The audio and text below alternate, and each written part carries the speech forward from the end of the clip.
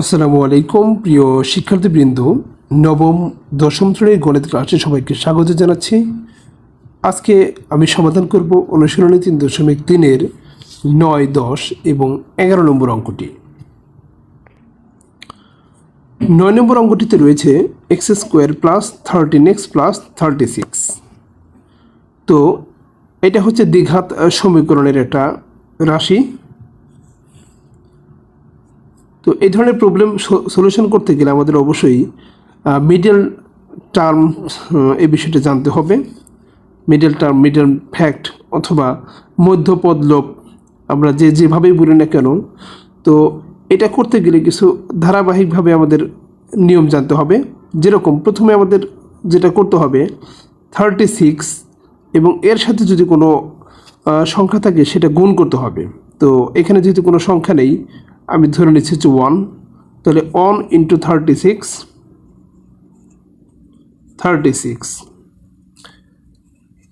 এরপরের স্টেপে এই 36কে আমরা উৎপাদকে বিশ্লেষণ করব। তো প্রথমে আমরা 2 থেকে ভাগ করব, 18 × 2 = 36, তারপরে হচ্ছে 2 দিয়া 9 × 2 = 18 এবং 3 দিয়া 3 × 3 = 9। অর্থাৎ মৌলিক উৎপাদকে বিশ্লেষণ করার পরে এই যে উৎপাদকগুলো যে রয়েছে এইগুলো দিয়ে দুইটি সংখ্যা বের করতে হবে। যে সংখ্যা দুটি গুণ করলে 36 হবে এবং যোগ অথবা বিয়োগ করলে মাঝখানের যে অঙ্কটি রয়েছে সেটি হবে। তো 2 2 2 × 2 = 4, 3 × 3 = 9, 4 নং কিন্তু 36 এবং 9 এবং 4 যদি যোগ করি তাহলে কিন্তু আমরা 36 পেয়ে যাবে। অথবা আমরা আরেকটু ট্রাই করে দেখতে পারি। তো প্রথমে যেহেতু হয়ে গেছে তাহলে আমরা পাবো হচ্ছে 2 × 2 4 গুণন হচ্ছে 3 × 3 = 9, 4 নং 36। তো এই 4 এবং 9 যোগ করলে কিন্তু আমাদের 13 পেয়ে যাব।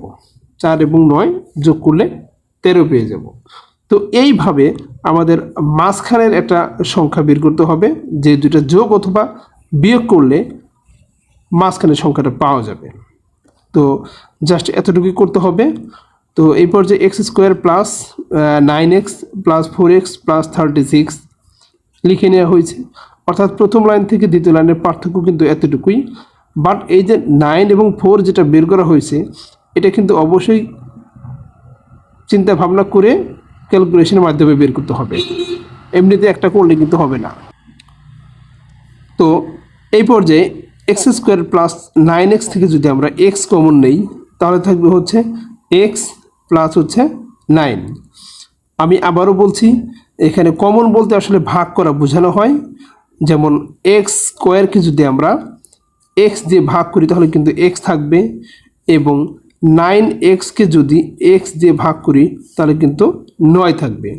অর্থাৎ x² + 9x যদি আমরা x কমন নেই তাহলে x + 9 থাকবে। প্লাস এই দুইটা সংখ্যা থেকে যদি আমরা 4 কমন নেই, অর্থাৎ 4 যদি কমন নেই তাহলে কিন্তু x থাকবে এবং 36কে যদি 4 দিয়ে ভাগ করি তাহলে কিন্তু 9 থাকবে, অর্থাৎ 4 নং 36। এক্ষেত্রে আমাদের অবশ্যই যেটা মাথায় রাখতে হবে যে এই দুইটা মান যেন একই রকম হয়। x + 9 এবং x + 9 এই দুইটা মান কিন্তু একই রকম হতে হবে, অবশ্যই হবে। এইভাবেই কিন্তু আমাদের অঙ্কটা সমাধান করতে হবে। তো এই পর্যায়ে x + 9 এবং x + 9 যদি আমরা কমন নেই, অর্থাৎ দুইটা রাশি থেকে আমরা একটা কমন নিলাম, কমন নিলে কি থাকবে, এই পাশে x থাকবে আর এখান থেকে +4 থাকবে, অর্থাৎ x + 9 এবং x + 4 থাকবে। আমি এর আগের ভিডিওতেও কিন্তু বিস্তারিত সব কিছু দেখিয়েছি। তো এই ভিডিওতেও কিন্তু আমি আবারও বলছি যে উৎপাদকে বিশ্লেষণ করতে গেলে আমাদেরকে ধারাবাহিকভাবে কয়েকটা স্টেপ মাথায় রাখতে হবে।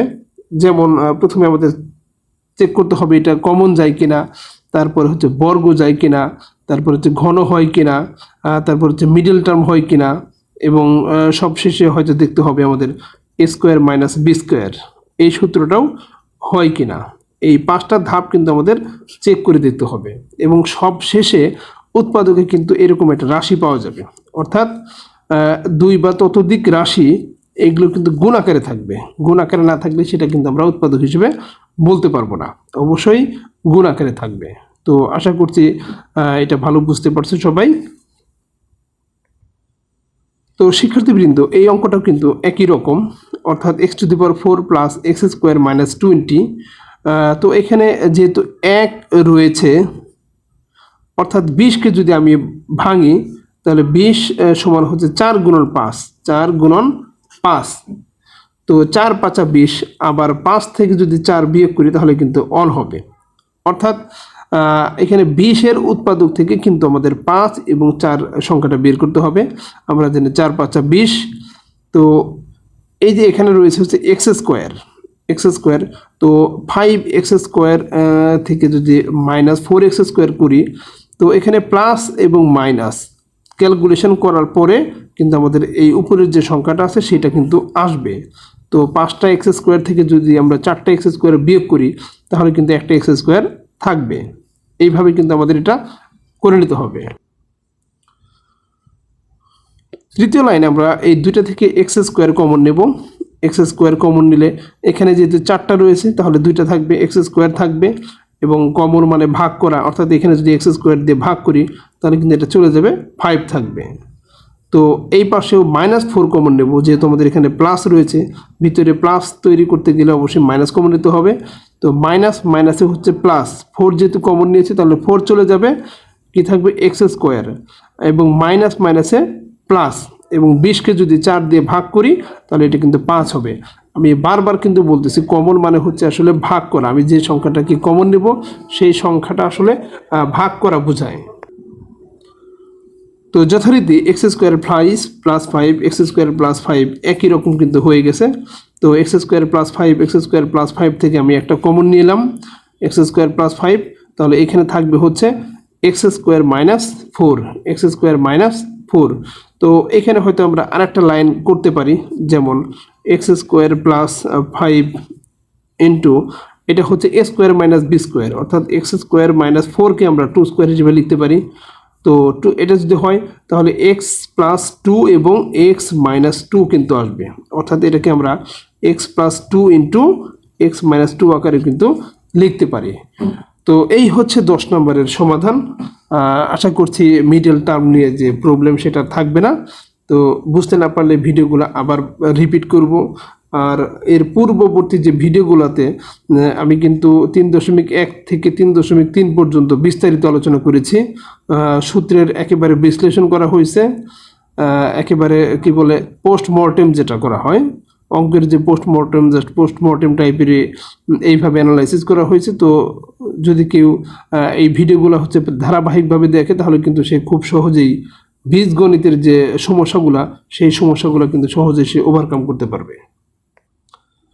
তো শিক্ষার্থীবৃন্দ, 11 নম্বর অঙ্কটিতে রয়েছে a² মাইনাস 30a প্লাস 2/6, অর্থাৎ এইখানে যেহেতু অন রয়েছে তো 201-এর 16-র সাথে 1 গুণ করলে 216ই হবে।